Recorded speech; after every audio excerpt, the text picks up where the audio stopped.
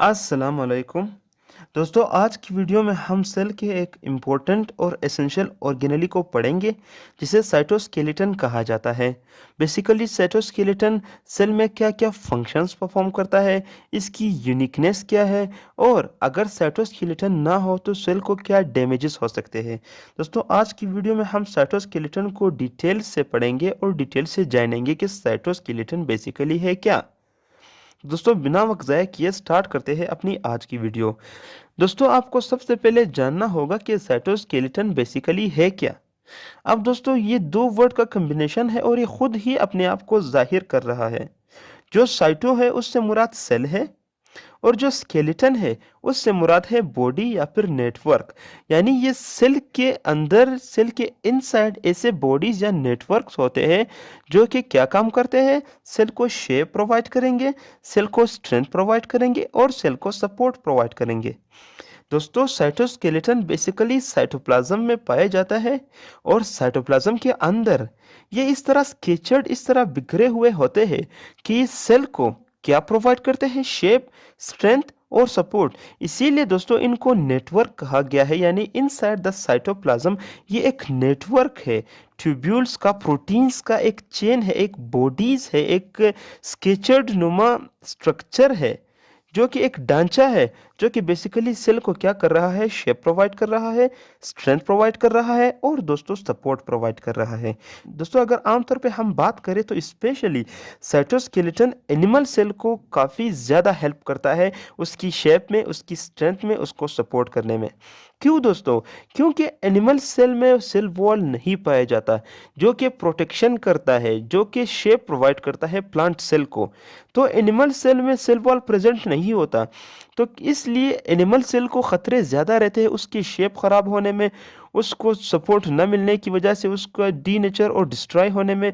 तो दोस्तों इसलिए साइटोस्केलेटन ही एक ऐसी ऑर्गेनेली है सेल की जो कि स्पेशली एनिमल सेल की, जो कि उससे शेप, स्ट्रेंथ और सपोर्ट प्रोवाइड करती है।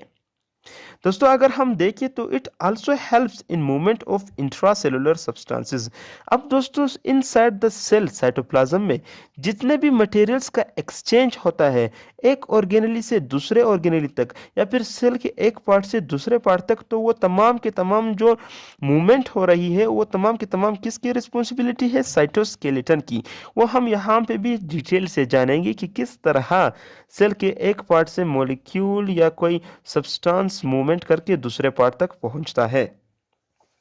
दोस्तों अगर हम कंपोजिशन की बात करें तो basically cytoskeleton is composed of proteins like tubulin proteins, actin proteins, keratin proteins, tropomyosin proteins और यहाँ पे मैं एक प्रोटीन भूल गया हूँ, ट्रोपोनिन प्रोटीन एटसेट्रा। यानी इन तमाम प्रोटीन्स से मिलकर साइटोस्केलेटन फॉर्म होता है, प्रोड्यूस्ड होता है। दोस्तों अब बात करते हैं साइटोस्केलेटन की कंपोनेंट्स की। तो बेसिकली साइटोस्केलेटन तीन मेजर कंपोनेंट्स में डिवाइड हुआ है या तीन मेजर टाइप्स में डिवाइड हुआ है। जो सबसे पहला कंपोनेंट या टाइप है उसे माइक्रोट्यूब्यूल्स कहा जाता है। अब दोस्तों ये माइक्रोट्यूब्यूल्स अपने नाम से ही खुद को जाहिर कर रहा है, यानी इसमें ट्यूब्यूल्स का इस्तेमाल, यानी ये ट्यूब्स की तरह है। अब ये कैसे होते हैं? Long, hollow and साइलेंड्रिकल।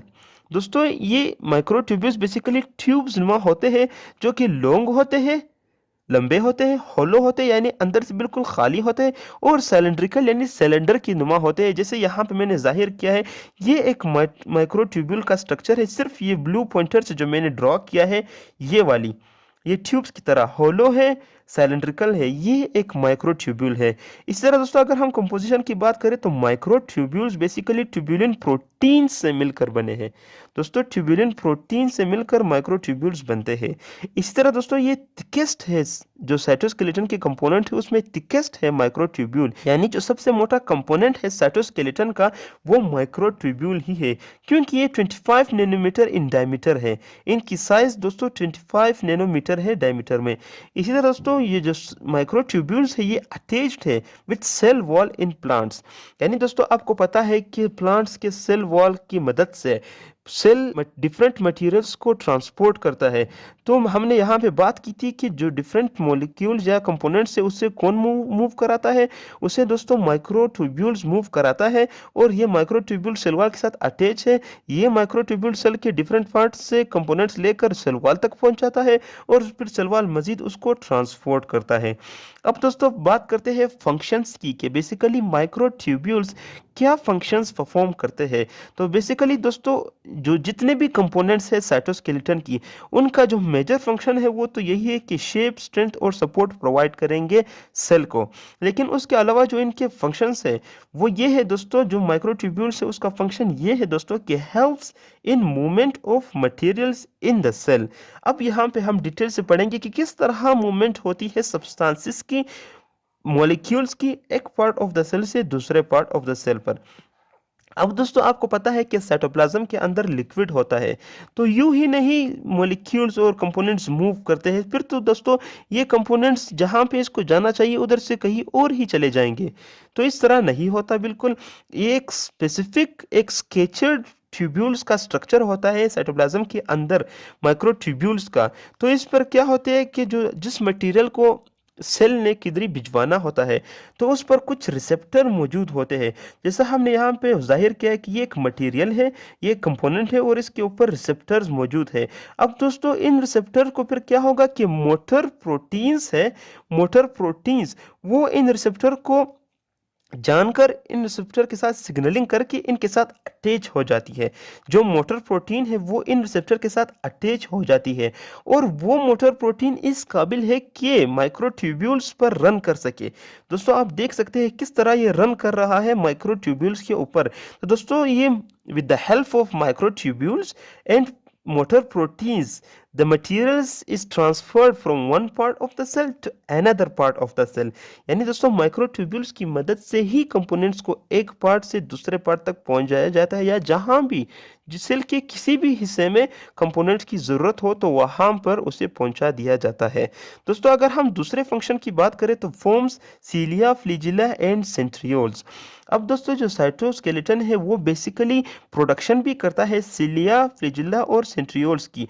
अब दोस्तों सीलिया बेसिकली है कि ये हेयर लाइक स्ट्रक्चर्स होते हैं जो मूवमेंट में काम करते हैं स्मॉलर ऑर्गेनिजम्स की। इस तरह दोस्तों फ्लैजिला भी ऐसे स्ट्रक्चर्स होते हैं जो मूवमेंट के लिए इस्तेमाल होते हैं, जैसे कि हमारे स्पर्म सेल में फ्लैजिला ही प्रेजेंट है जो मूवमेंट करता है। दोस्तों इस तरह सेंट्रियोल्स भी है। हम इनको सीलिया, फ्लैजिला और सेंट्रियोल्स को अपने आने वाली वीडियो में तफसील से पढ़ेंगे। तो बस आपने सिर्फ फंक्शंस के लिए, सिर्फ एमसीक्यूज के लिए याद रखना होगा कि जो माइक्रोट्यूब्यूल्स है वो सीलिया, फ्लैजिला और सेंट्रियोल्स की प्रोडक्शन भी करता है। इसी तरह दोस्तों जो मेजर फंक्शन है वो यही है कि शेप और सपोर्ट प्रोवाइड करेगा सेल को। अब दोस्तों दूसरे कंपोनेंट की बात करते हैं साइटोस्केलेटन की, तो उसे माइक्रोफिलामेंट कहा जाता है। जो साइटोस्केलेटन का दूसरा कंपोनेंट है उसे माइक्रोफिलामेंट कहा जाता है। अब दोस्तों ये लॉन्ग होंगे, थ्रेड लाइक नेटवर्क होगी। दोस्तों थ्रेड से आपको पता चल रहा है कि ये बहुत ही स्लिम होंगी। अगर हम कंपोजिशन की बात करें तो एक्टिन, ट्रोपोनिन और ट्रोपोमायोसिन से मिलकर माइक्रोफिलामेंट्स बनते हैं। दोस्तों एक्टिन प्रोटीन्स के दो चेन्स होते हैं जो बेसिकली किस चीज को प्रोड्यूस करते हैं, माइक्रोफिलामेंट को। आप देख सकते हैं ये दो चेन जो है ये बेसिकली एक्टिन के होते हैं और इसके साथ साथ ट्रोपोनिन और ट्रोपोमायोसिन प्रोटीन्स भी प्रेजेंट होती है। अगर हम दोस्तों साइज की बात करें तो ये thinnest form of the component है साइटोस्केलेटन की। यानी दोस्तों माइक्रोट्यूब्यूल्स थिकेस्ट थे, मोटे थे, लेकिन यहाँ पे माइक्रोफिलामेंट थिनेस्ट है यानी सबसे पतले हैं, इसीलिए तो इनको थ्रेड लाइक नेटवर्क कहा गया है। बहुत ही पतले होते हैं। इनकी जो डायमीटर है वो 7.0 नैनोमीटर होती है। दोस्तों अगर हम बात करें कि ये कहाँ पे अटैच होते हैं तो ये प्लाज्मा मेम्ब्रेन के साथ अटैच्ड होते हैं। ये प्लाज्मा मेम्ब्रेन के साथ कुछ यू अटैच होते हैं। और दोस्तों इनके अगर हम फंक्शंस की बात करें कि माइक्रोफिलामेंट बेसिकली क्या फंक्शंस परफॉर्म करता है, तो मेजर फंक्शंस तो वही आ गए, शेप, स्ट्रेंथ एंड सपोर्ट। इसके अलावा दोस्तों अगर हम फंक्शन की बात करें तो ये मसल कंट्रक्शन में भी बहुत ज़्यादा हेल्प करते हैं। दोस्तों हम जो कंट्रक्शन करते हैं मसल की, ये सिर्फ और सिर्फ माइक्रोफिलामेंट की वजह से होती है, क्योंकि इसमें एक्टिन, ट्रोपोनिन और ट्रोपोमायोसिन प्रोटीन्स प्रेजेंट होते हैं जो कि रिस्पॉन्सिबल होते हैं मसल कंट्रैक्शन के लिए। अब दोस्तों मसल कंट्रैक्शन में माइक्रोफिलामेंट कैसे फंक्शन करते हैं वो हम अगले आने वाली चैप्टर्स मसल कंट्रैक्शन में डिटेल से पढ़ेंगे। इसी तरह दोस्तों जो माइक्रोफिलामेंट है वो सूडोपोडिया फॉर्मेशन भी करते हैं। आमतौर पे अगर हम दोस्तों सूडोपोडिया को देखें तो किसी सेल के मेम्ब्रेन से जब जब कुछ हिस्सा आउटर ग्रोथ हो जाता है, यानी बाहर बढ़ जाता है, बाहर निकल जाता है, तो उससे सूडोपोडिया कहा जाता है। अब दोस्तों सूडोपोडिया की कुछ फंक्शंस है, यानी एक तो इसे मूवमेंट के लिए इस्तेमाल करते हैं। जो स्मॉलर या माइक्रो ऑर्गेनिजम्स है वो सूडोपोडिया के हेल्प से ही क्या करते हैं, मूवमेंट करते हैं। इसी तरह दोस्तों जो स्मॉलर ऑर्गेनिजम्स है वो पिगोसाइटोसिस और पिनोसाइटोसिस भी सूडोपोडिया की मदद से करते हैं, यानी कुछ इनटेक करना हो तो वो भी सूडोपोडिया की हेल्प लेते हैं। और ये सूडोपोडिया जो फॉर्म होता है वो इसीलिए फॉर्म होता है क्योंकि ये मेम्ब्रेन के साथ अटैच होते हैं माइक्रोफिलामेंट, इसलिए ये सूडोपोडिया की फॉर्मेशन में भी हेल्पफुल है। दोस्तों अगर हम साइटोस्केलेटन की लास्ट कंपोनेंट की बात करें तो उसे इंटरमीडिएट फिलामेंट कहा जाता है। अब दोस्तों इंटरमीडिएट फिलामेंट को इंटरमीडिएट ही इसीलिए कहा जाता है क्योंकि ये माइक्रोट्यूब्यूल्स और माइक्रोफिलामेंट्स के इंटरमीडिएट में है साइज में। दोस्तों ये ना बहुत ज़्यादा थिकेस्ट है ना ही बहुत थिनेस्ट है, बल्कि ये बीच में है। और इसका जो साइज है वो 8 to 12 नैनोमीटर इन डायमीटर है, यानी 8 से 12 नैनोमीटर तक ये डायमीटर के होते हैं। और ये किसके साथ अटैच्ड होते हैं, attached with muscle cells and in between both components. यानी दोस्तों आपको यहाँ पे एक बात क्लियर करनी है कि एक तो ये मसल सेल के साथ अटैच होते हैं जो कि बहुत हेल्प करते हैं मूवमेंट में। और दोस्तों दूसरी बात ये कि जो दो कंपोनेंट्स हैं माइक्रोट्यूब्यूल्स और माइक्रोफिलामेंट्स, इन दोनों के बीच ये प्रेजेंट होते हैं और इन दोनों को कनेक्ट करते हैं आपस में। दोस्तों अगर हम स्ट्रक्चर को देखें तो ये एक स्ट्रक्चर है और इंटरमीडिएट फिलामेंट बेसिकली वेमेंटिन प्रोटीन से बने होते हैं। वेमेंटिन प्रोटीन से इंटरमीडिएट फिलामेंट बने होते हैं। दोस्तों अगर हम फंक्शन की बात करें तो बेसिकली ये सपोर्ट, शेप और स्ट्रेंथ प्रोवाइड करता है एक सेल को। और इसके अलावा दोस्तों नर्व सेल में भी इसकी काफ़ी ज़्यादा हेल्प है। एक्सोन जब आपस में मिलते हैं तो उसमें भी जो इंटरमीडिएट फिलामेंट है वो बहुत ज़्यादा हेल्प करते हैं नर्व सेल्स की। तो दोस्तों ये थी हमारी आज की वीडियो साइटोस्केलेटन के बारे में। उम्मीद करता हूँ कि आपको वीडियो काफ़ी अच्छी लगी होगी। तो दोस्तों कोई भी सवाल हो, कैसा भी सवाल हो, आप मुझसे पूछ सकते हैं बस एक कमेंट करके। मिलते हैं अपनी आने वाली वीडियो में, तब तक के लिए अल्लाह हाफिज़।